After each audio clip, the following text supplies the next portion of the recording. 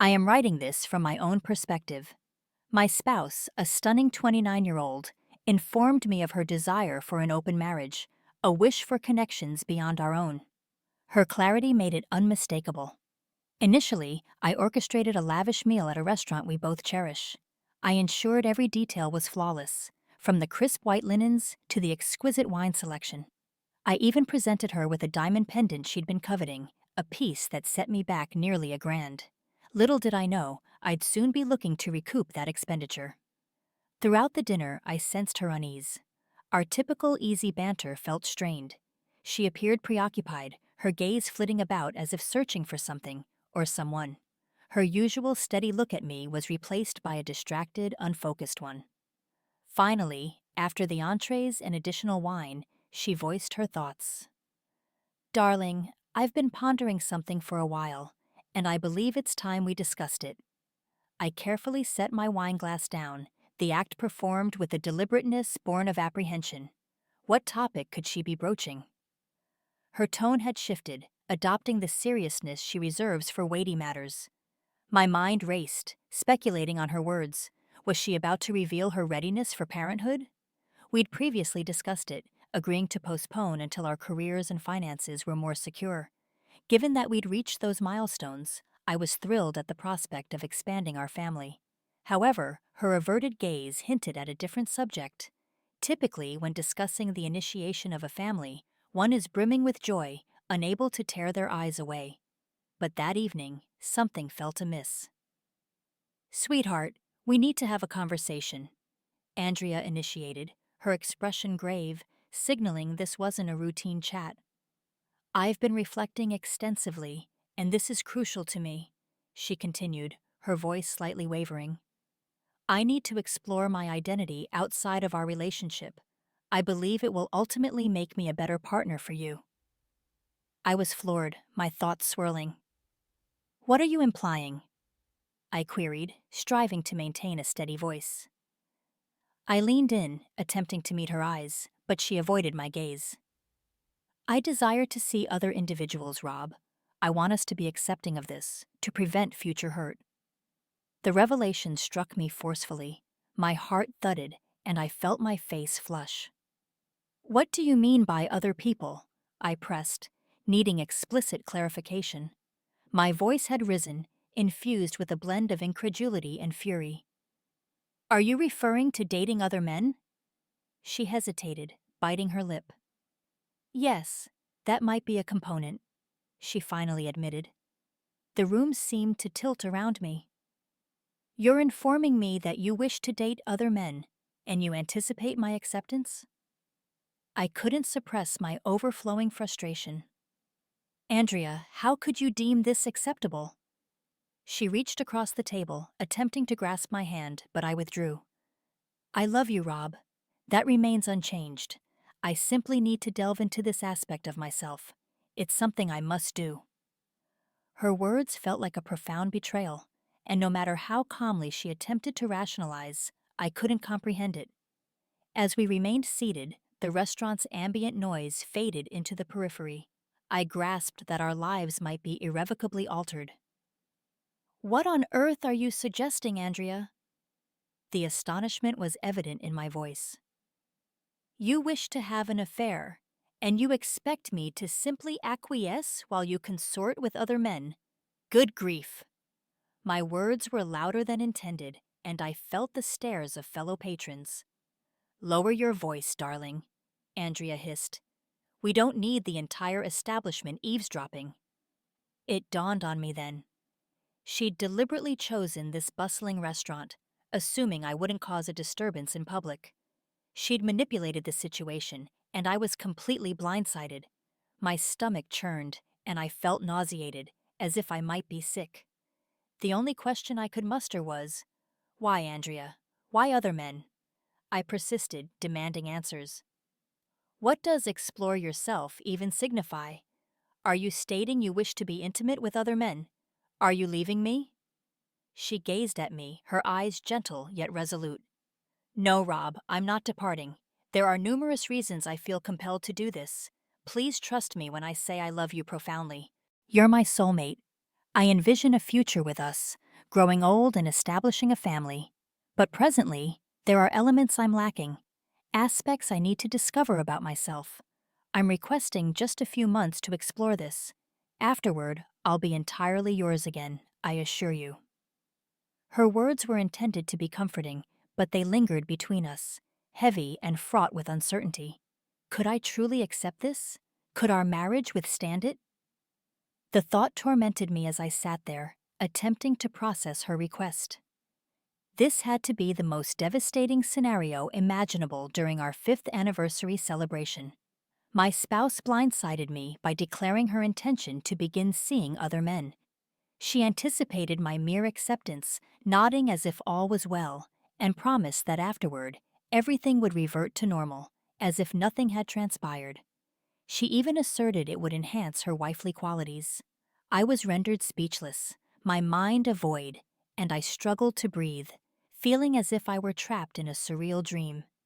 I rose, placed my napkin neatly on the table, and consumed my wine in a single gulp.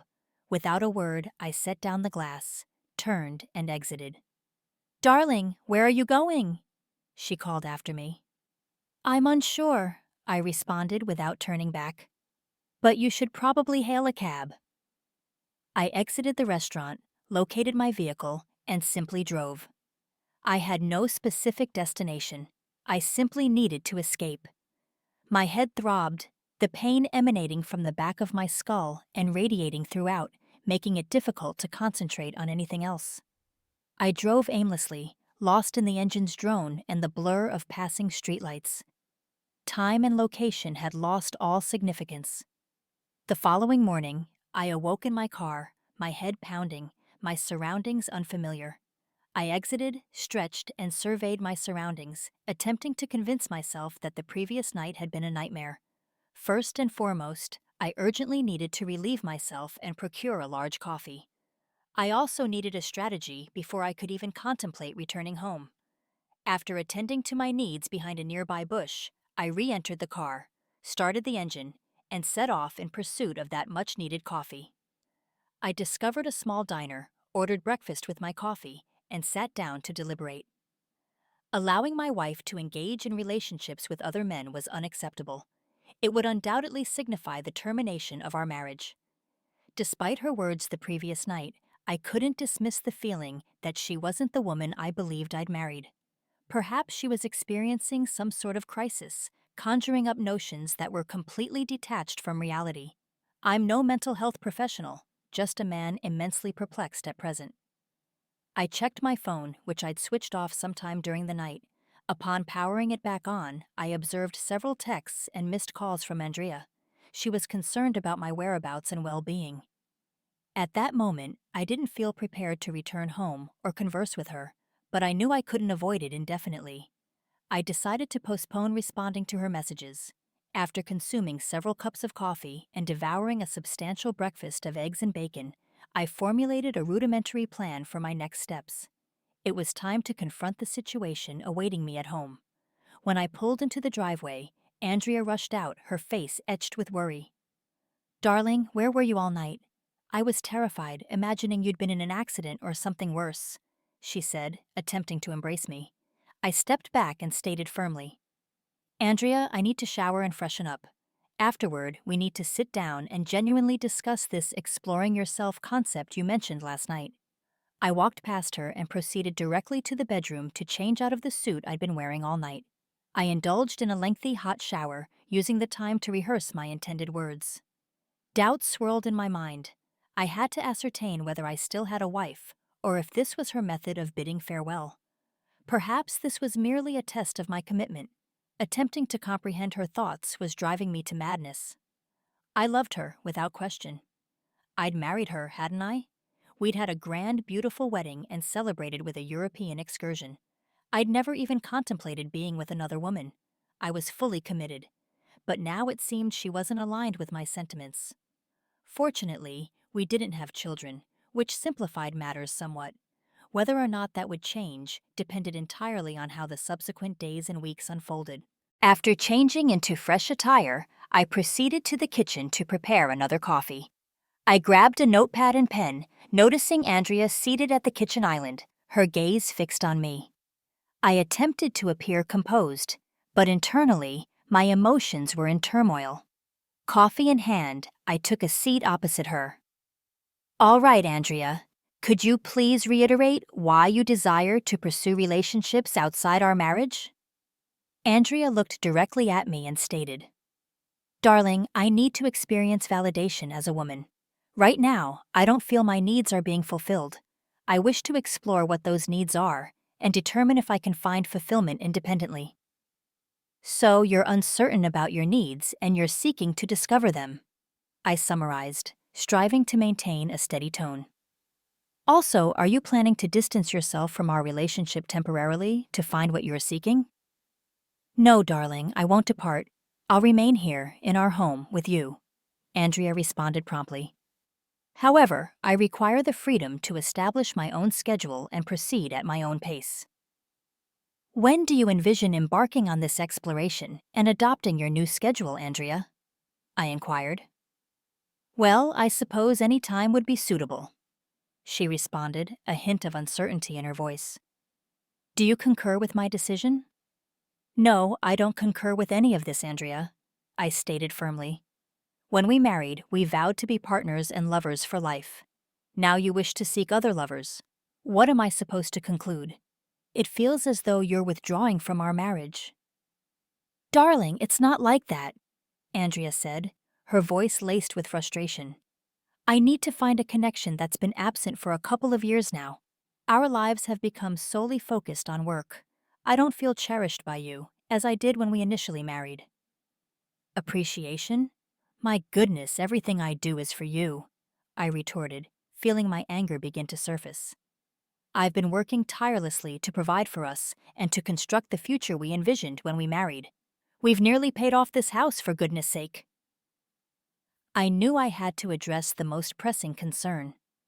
Are you planning to have relationships with other men? I asked, striving to maintain a steady voice. Darling, I can't definitively state what I'll do. If it feels appropriate with the right individual, I might consider it, she responded, averting her gaze. So, you're contemplating infidelity then? I pressed, unable to conceal my incredulity. It's not infidelity, Rob. It's not deception if you're aware of it, she replied calmly. My blood pressure was skyrocketing. I inhaled deeply and sipped my coffee, wishing it were something more potent. I needed to maintain my composure to navigate this conversation effectively. Let me clarify this, Andrea, I said, attempting to make sense of it all. You're planning to meet other men, go out with them, and potentially even become intimate. Meanwhile, you'll still reside here with me. Is that accurate? Darling, it's not that straightforward. I'm uncertain yet, Andrea replied, her voice hesitant. It sounds quite straightforward to me, I countered. What about us? Are we simply supposed to suspend our marriage? Do you anticipate us remaining intimate while you're exploring this? Of course, Rob. We're a family, you and I. I love you profoundly, and I desire for us to remain a family. This is merely something I need to do for myself, she said, her eyes pleading for comprehension. And how frequently do you intend to do this, Andrea? Every weekend? Several times a week? Every night? Just how far are you planning to take this exploration? I haven't determined that yet, she responded, sounding exasperated. Why are you so fixated on the specifics? Well, I need to understand what my life will resemble while you're out meeting, dating, and being with your new partners, I stated acerbically. I don't have a girlfriend, Andrea. At least, not yet, I added, the last part slipping out more bitterly than intended. I inhaled deeply and exhaled slowly, struggling to contain my ire. Andrea, I require some clarity before we conclude this discussion today. Have you genuinely made up your mind about this? Have you contemplated the repercussions for our marriage? Andrea nodded, but she didn't directly address my inquiry. It appeared she hadn't given much consideration to my potential feelings. She hadn't factored in my perspectives. Then she uttered the sentence that would alter our future. If you love me, you'll permit me to do this. I responded firmly. If you love me, Andrea, You won't proceed with this. This is my ultimatum. Infidelity, even with prior notification, is a marriage breaker. Now, my strategy needed to materialize. Here are my conditions, non-negotiable. If you wish to engage with other men, you must relocate. I won't share a residence with you while you date and engage in sexual relations with others. Bringing them here is out of the question. You'll need to secure alternative lodging. Darling, where am I supposed to reside? She inquired. Perhaps you could stay with one of your friends, like Jessica from school. You spend time with her. She's divorced and alone, correct? Inquire if you can stay with her temporarily. If that's unfeasible, you can lease a short-term apartment. You'll be accountable for all expenditures, utilities, and your vehicle payment. Andrea was employed as a third-grade teacher at an elementary school and earned a substantial salary. I, conversely, was a chartered accountant specializing in forensic auditing for a large firm, also enjoying a comfortable income, complete with annual bonuses. From her statements, it appeared I wasn't fulfilling all her needs within our relationship. Andrea seemed to perceive my willingness to compromise for the first time as she made eye contact, believing she had prevailed. I continued. So, if you're keen on having an open marriage, I suppose I'll need to exercise patience while you pursue your extramarital affairs. Will you eventually return home to me, Andrea? Darling, of course I will. I love you profoundly. You're my husband, and I desire for us to build a family together, she countered. And what am I supposed to do while you're out having intimate relationships with other men? Do you expect me to remain faithful to you? Should I await your completion with your boyfriends and then welcome you back with open arms and affection? Have you considered the impact on me whatsoever? I desire you as my husband, darling, and only you. Regardless of my actions while I'm away for a while, it won't alter my sentiments for you. Once I return, I want you to be my husband and the father of my children, she stated. I couldn't help but find this an unconventional manner of expressing her love. She'd already acknowledged that I wouldn't permit her to bring her boyfriends into our home, and she seemed to perceive that as a triumph. She could relish her time with other men without fear of my interference. All right, you need to determine your accommodations and inform me this week. But for now, we have some arrangements to make here. I want you to transfer your clothing and belongings to the spare bedroom. I'm uncertain I can share the same bed with you at present. Your plan is excessively agonizing, and I feel as though you're departing, even if you haven't explicitly stated so. So tell me, Andrea, what should I deduce from all this? Andrea remained silent, potentially beginning to grasp that I wouldn't simply acquiesce to this without question. She might have been surprised by my request for her to vacate our bed, but what did she realistically anticipate? Did she believe I was a complete pushover, prepared to passively permit her to consort with other men, then return home to play the role of a blissfully married couple, eventually having children and continuing life as if nothing had occurred? Not a chance.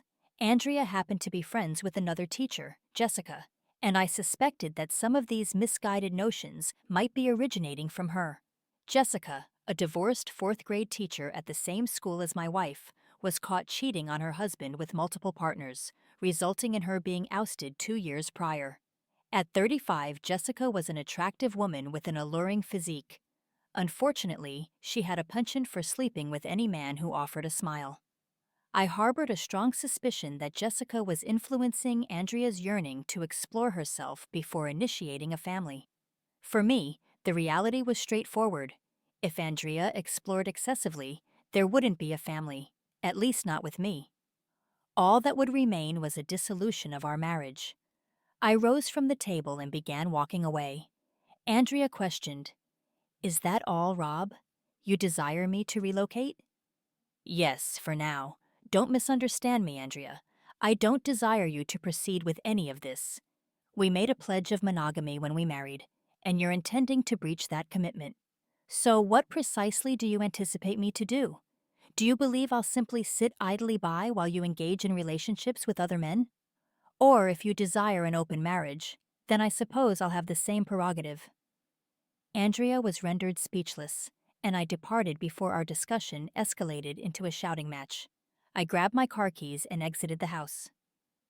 "Darling, where are you going?" she called after me. "I'm uncertain at present, but don't forget to transfer your belongings to the spare room and commence searching for accommodations. Remember, you won't be engaging in extramarital affairs until you've relocated," I replied as I departed, intentionally slamming the door more forcefully than necessary. While I briefly contemplated driving to Jessica's apartment and confronting her, I knew I needed to set aside my anger and frustration for the time being. It was Andrea who had initiated this chaotic situation, and she could manage the inconvenience it engendered. Besides, I suspected that Jessica might be more than willing to accommodate Andrea, and I had to resist the urge to confront her physically. On Monday morning, I was up and out of my office before Andrea even awoke. I had a substantial amount of work to complete on my strategy, considering Andrea's intentions. I had no intention of tolerating her infidelity. Since she seemed to have made up her mind regarding our marriage, I had to take decisive action. It pained me that she believed she could engage in extramarital affairs, assuming I'd foolishly stand by, permit her to do so, and then act as if all was well upon her return. What if she returned with a sexually transmitted disease? Or worse, pregnant? Absolutely not. I wouldn't permit it. Step one was contacting my attorney. My attorney happened to be a friend who handled various legal matters, such as real estate and wills. I didn't anticipate him handling the divorce directly, but he could provide a referral. He did precisely that, recommending a proficient divorce attorney from his firm. I had a meeting scheduled with her that same afternoon. It was a challenging conversation, but my new attorney was an experienced litigator and well-versed in our state's laws. I didn't desire this divorce to become acrimonious.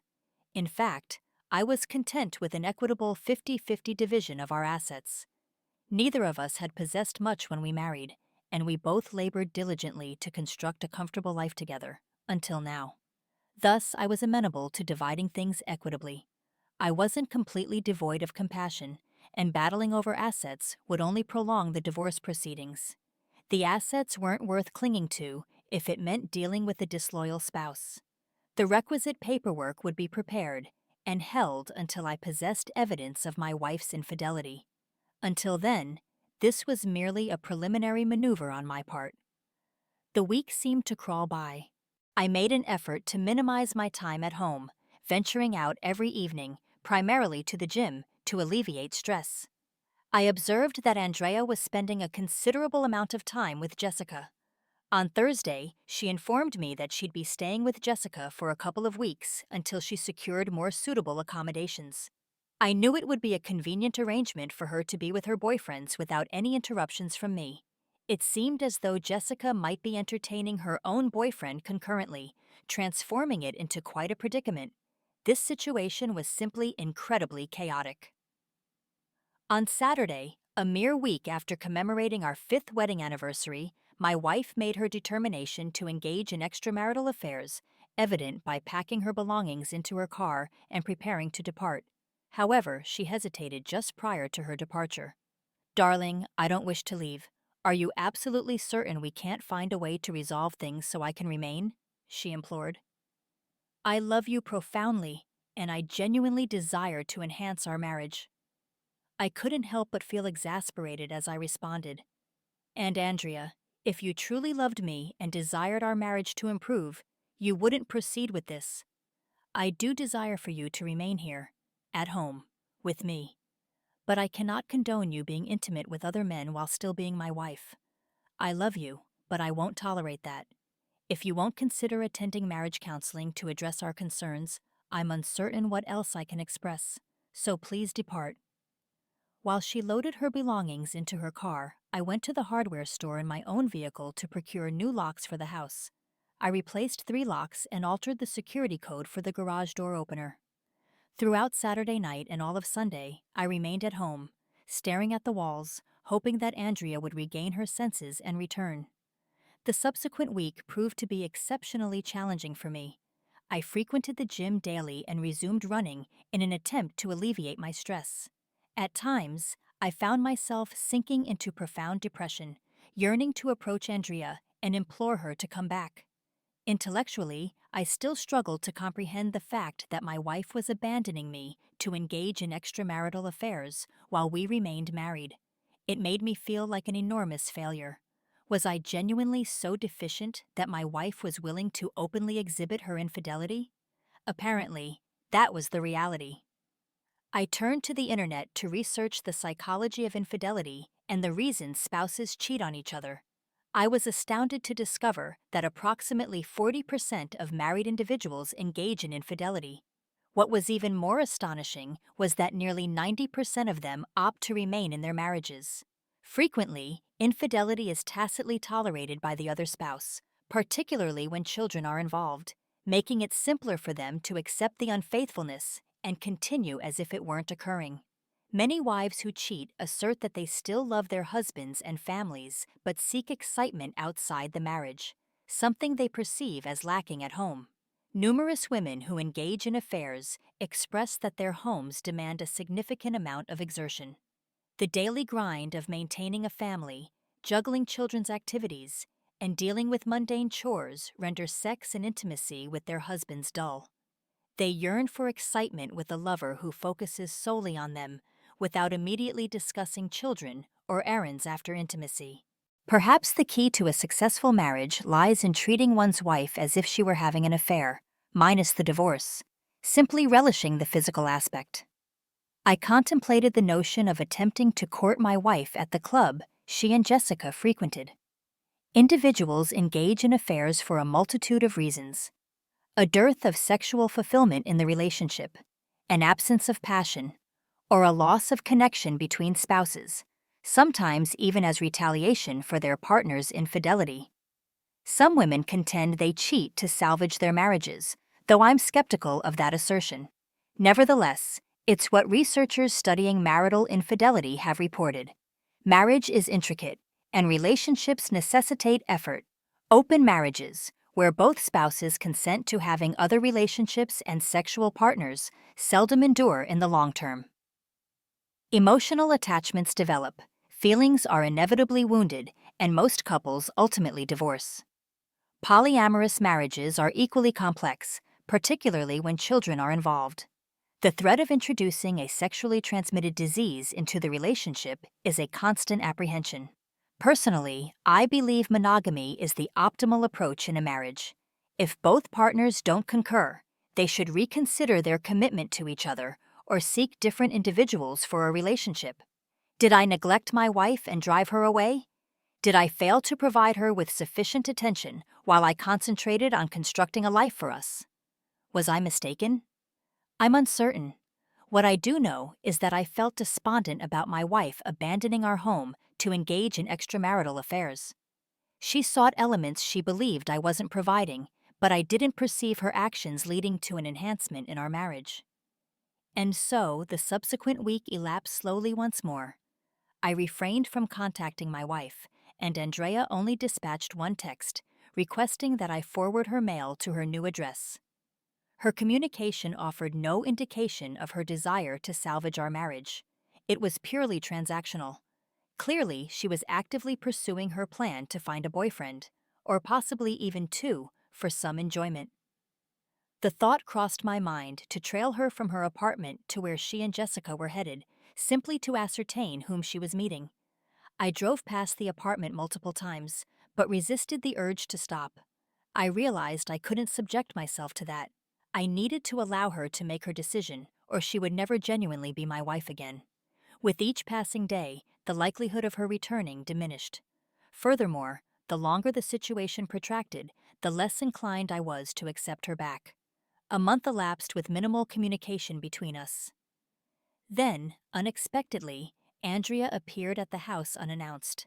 When her key failed to function in the lock, she rang the doorbell and knocked. I answered the door, maintaining a stoic demeanor. "Andrea, what brings you here today?" I inquired. She replied, "Darling, my key doesn't seem to be working. What's transpiring?" I responded matter-of-factly, "That's because I altered all the locks." I obstructed her entry when she attempted to come inside. "What do you desire, Andrea?" I inquired. She replied, I came to retrieve a few items I left behind when I moved in with Jess. Once again, her visit wasn't about seeing me. It was purely business-oriented, focused on her belongings, with scant regard for me or the anguish she was inflicting. She didn't seem to grasp the hurt I might be experiencing. Was she that naive or deluded to believe I wouldn't care about her sexual encounters with other men? Or that I'd eventually accept her back? There are some boxes in the garage containing your possessions that I gathered from around the house. Why did you do that, darling? She inquired. I permitted her entry, since, after all, it was still partially her home. We proceeded to the garage, where she observed numerous boxes brimming with her belongings, prepared for her to collect. How long are you planning to remain with Jessica? I inquired. She replied, Jessica's been genuinely supportive. I'll be with her for a while longer. I'm certain it'll only be a few more months, and then I'll be back. A better wife to you, darling. Then we can initiate a family together. I couldn't help but roll my eyes internally at her remark and feel a sense of revulsion. How could she believe that her involvement with other men would somehow transform her into a superior wife and prepare her for motherhood? I harbored entirely disparate thoughts on the matter. So, have you found a boyfriend yet? I asked bluntly, but Andrea blushed in response, and I didn't require a verbal answer. I already knew. She finally admitted, Jess and I have been on some dates with men from the club we frequent, but that's the extent of it. I couldn't resist probing further. How's the intimacy with your new boyfriends? Andrea flushed even more intensely and began rummaging through the boxes for her belongings. I exited the garage and returned to the kitchen to have my coffee and peruse the newspaper. A few minutes later, she emerged, carrying a sizable bag and surveying the kitchen. Perhaps she anticipated the house to be in disarray following her departure. To her disappointment, it was quite the antithesis. I had enlisted the services of a cleaning crew to visit thrice weekly, so the place was impeccably clean. There were no towering stacks of soiled dishes, no heaps of empty beer bottles, and certainly no mountains of unwashed laundry. No, the house was in pristine condition, and I was focused on maintaining my composure, despite the fact that my wife had abandoned me to pursue relationships with other men. Is there anything else you require, Andrea? I inquired, sensing her curiosity about the situation here without her. She replied, So, darling, have you been all right since I began staying with Jess? I'm fine, I responded. I've been quite occupied with work and I'm frequently on the road. Concerned, she probed further. Darling, have you been venturing out at all? Or have you been remaining home alone? And there it was, the pivotal question I had anticipated. It was time to introduce a subtle twist into the conversation and observe her reaction. I've been attempting to keep myself engaged, I elucidated. I joined a cycling group that convenes twice weekly for organized rides. We commence from a designated location and ride together for 40 to 60 miles. It's been quite pleasurable, and I've met numerous new individuals. They're a fantastic group.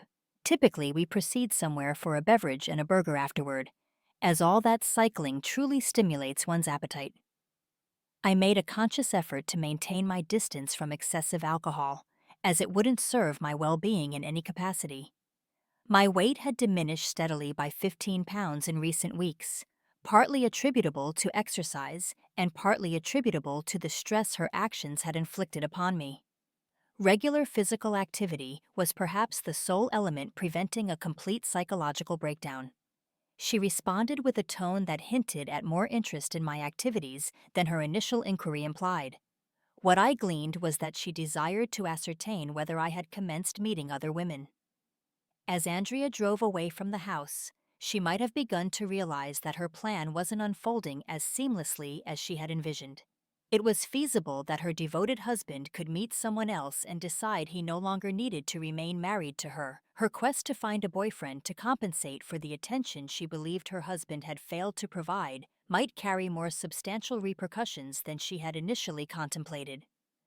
I subsequently discovered that Andrea had been dating two men from the club she frequented with Jessica, and had engaged in intimate encounters with both on multiple occasions. However, neither seemed interested in spending quality time with her beyond their rendezvous between her legs. Both men were married and simply seeking casual amusement, with Andrea being their source of entertainment, a classic instance of pump and dump. By the 2-month mark, I had come to terms with the demise of my marriage and was prepared to initiate the subsequent phase of my plan. Andrea had remained out of contact with me for weeks, clearly indicating that she harbored no thoughts concerning me or our marriage. She was free to pursue her desires, exhibiting no inclination or yearning to return home. Even if she did contemplate returning, it would be accompanied by a plethora of conditions, and I was uncertain whether I would accept her back. Adding to my reservations, I discovered that she had taken a vacation to the Dominican Republic with one of her boyfriends during the school break. They had indulged in a sun-drenched getaway, ostensibly working on their tans and other indulgences.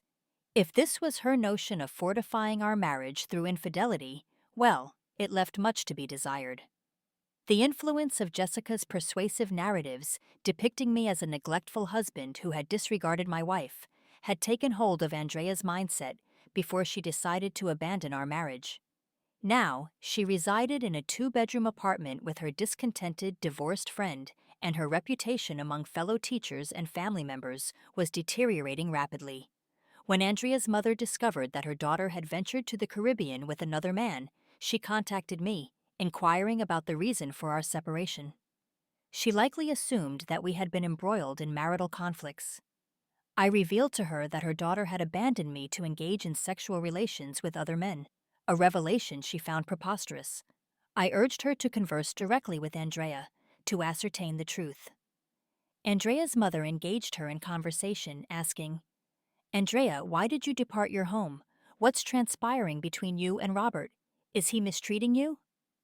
To this, Andrea replied, "No, Mom, he isn't mistreating me, but he doesn't provide the excitement I currently seek from a man. I don't feel desired or attractive to him. I require that sensation, to feel wanted, so I'm seeking it elsewhere for now. I desire to have some amusement before Rob and I initiate a family. I intend to return to him in a few months, when he will appreciate me more, and everything will be satisfactory, you'll see." Andrea's mother was taken aback by her response and earnestly cautioned, "Dear, if you engage in extramarital affairs, Robert will not desire you as his wife. Cheating on him is the surest way to terminate your marriage. Do you not comprehend that?" "I know that Rob loves me, Mom," Andrea retorted confidently. "He comprehends my needs. I'll return home in a few months, perhaps a year at most, and then we'll initiate a family." "Dear, you must regain your senses and return home now," her mother implored, "or there won't be a marriage or a husband to return to, and there certainly won't be any children with him. Do you understand me?" "Mom, I am confident that Rob loves me," Andrea insisted, remaining resolute in her convictions. Even her mother's earnest endeavors failed to instill reason in her. Therefore, embracing the "what's good for the goose is good for the gander" mentality, I resolved to explore the prospect of a life without her. It had been approximately 3 months since Andrea's departure, and it was time for me to progress. Summoning the courage, I asked one of the women I knew from cycling for a date, primarily seeking female companionship and a respite from the monotonous routine I had endured since my wife had relocated. My daily routine consisted of work, the gym, cycling, and sleep, and it reiterated day after day as I awaited this lunacy to conclude. That was my existence. A part of me hoped that Andrea would regain her senses and terminate this absurdity by returning home. However, that seemed improbable. I had to confront the reality that she probably wouldn't return, at least not as the wife I had married or the woman I once knew. It appeared she was relishing her newfound freedom and seeking the excitement and validation as a woman that had been absent from our marriage, echoing the motivation psychologists ascribe to married women who cheat on their husbands. So, I decided to attempt to arrange a date without appearing overly desperate or simply hitting on someone randomly. That might be excessively peculiar, I mused. I desired to become acquainted with the individuals in my cycling group and have them get to know me before contemplating inviting one of the women on a date. I desired it to be an authentic connection, not a pity date. Most of my cycling companions were cognizant of my separation from my wife, and I suspected that some might even be aware of Andrea's active dating life.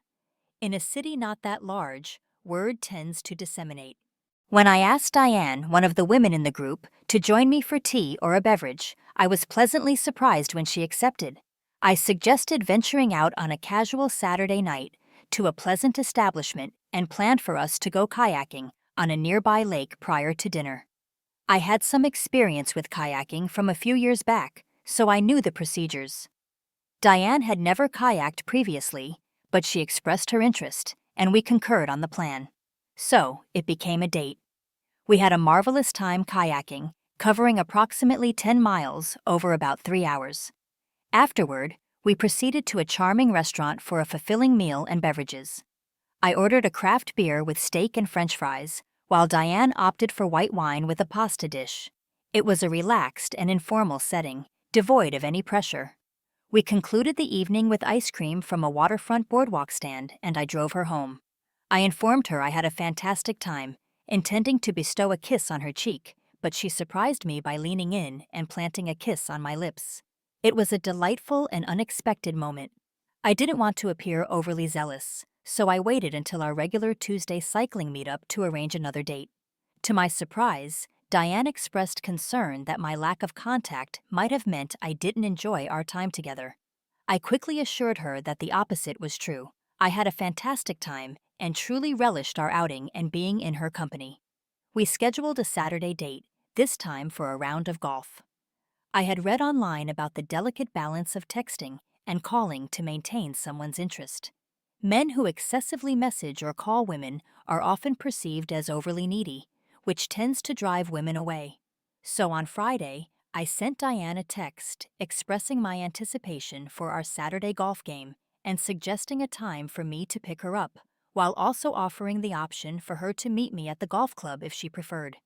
She kindly requested that I pick her up, so we settled on an early afternoon time. Our time on the golf course was filled with amusement, even though neither of us possessed professional-level golfing skills. That evening, we had dinner at my place, where we enjoyed a barbecue and a bottle of wine. After our meal, as the night grew late, I prepared to drive her home. However, she took the car keys from my hand, placed them on the kitchen counter, and asked to see the bedroom. The following morning, I woke up beside a stunning woman, her arm draped over my chest. Diane had gorgeous, long, dark hair, captivating green eyes, and flawless skin. A small scar on her chin, from a bicycle accident, added character to her lovely face. She stood tall at around 5'11", maintaining a slender figure. She probably weighed around 140 pounds and was in great shape. Her occupation as a nurse in the pediatric department of the hospital spoke volumes about her compassion for others. She came across as genuine, exuding a magnetic charm that drew me to her from the moment we met. We enjoyed breakfast on my patio, and our conversation eventually shifted toward my plans and the possibility of divorce. It was a sensitive topic, but I understood her need to know my intentions before investing emotionally in our connection. After all, no woman wants to invest time in a man who might reconcile with his estranged wife in a few weeks. When I explained the peculiar way Andrea had justified her departure to Diane, her expression confirmed what I had already suspected. She believed Andrea wasn't coming back. I think that nudge from Diane helped me move forward with the next phase of my plan. On Monday morning, I contacted my lawyer and had her assign an investigator to the case. I wanted to determine how many men Andrea was involved with before presenting her with divorce papers. It turned out she was dating multiple men, mostly married, and they would often gather at Jessica's apartment to continue their partying after leaving various bars and clubs around the city. 2 weeks later, Andrea received the divorce petition, marking the beginning of a tumultuous period. That night, she drove to the house to confront me. When I answered the doorbell, I was met by my estranged wife, holding a large brown envelope, her face filled with distress. I inquired, "Andrea, what brings you here tonight?" She responded, Darling, a guy delivered these documents to me today. Why did you file for divorce? I told you I would be home soon, even this week. We can start working on that baby we talked about. I invited her in and asked her to take a seat in the kitchen, stating, "It's a bit late for that, Andrea. I told you when you left that I didn't want you to go, but you went anyway." She attempted to explain. "Darling, I told you that I needed to find out who I was and feel good about myself." I interrupted with a hint of sarcasm. "So, do you feel good about yourself now? Are you validated as a woman? Have you explored your sexuality in new relationships, met exciting people, had your fair share of intimate encounters?" Growing agitated, I continued, "Because it sure looks to me like you have. I've had virtually no communication from you since you left our home. You didn't even call me on my birthday. Probably too busy with one of your boyfriends in the Dominican Republic that week. Your mother called me, wondering why. You didn't even call her on Mother's Day. Have you spent this entire time pursuing physical pleasure?" She pleaded. "Darling, I love you very much, and I realize I may have gone too far. I'm coming home today." I firmly responded, "No, you're not." "Darling, what are you talking about? I'm still your wife, and this is still my house. I'm going back to Jess's place to collect my things, and I'll be home in a few hours." I corrected her. "Ah, no, you're not. Did you read through all the documents in that package you received? At the back, there's a judge's order specifying that you cannot come within 500 feet of this house until the divorce is finalized. Technically, you're currently in violation of that court order. I'm not going to make an issue out of it, but you need to leave now, and we can address this matter in court to sort out the details." Andrea was slowly coming to terms with the seriousness of our wedding vows, which included commitments like love, honor, cherish, faithfulness, and the crucial aspect of fidelity. I made it clear to her that this house held no sentimental value for me. If she desired it, that was perfectly fine. It was almost paid off, so my half was approximately worth $150,000. She could have it for that amount. However, if she wasn't willing to pay that sum, we would sell it and split the proceeds from the sale. It was a straightforward arrangement, but for the time being, she was not moving back while I remained in the house. I escorted her to the door, closed and locked it behind her. A month later, we managed to avoid the need for a court appearance and quietly settled our divorce. Andrea received half of our assets, as she was legally entitled to. We sold the house, and I moved on with my life. Andrea resumed her new routine, but I heard from a friend that her school, a charter school, had advised her to keep her personal life more discreet. Apparently, some parents had become aware of her involvement with multiple men in the area and were uncomfortable with her teaching their children, especially among the mothers, who were quite outspoken about it in private. It appeared that some of the fathers might have been among her lovers.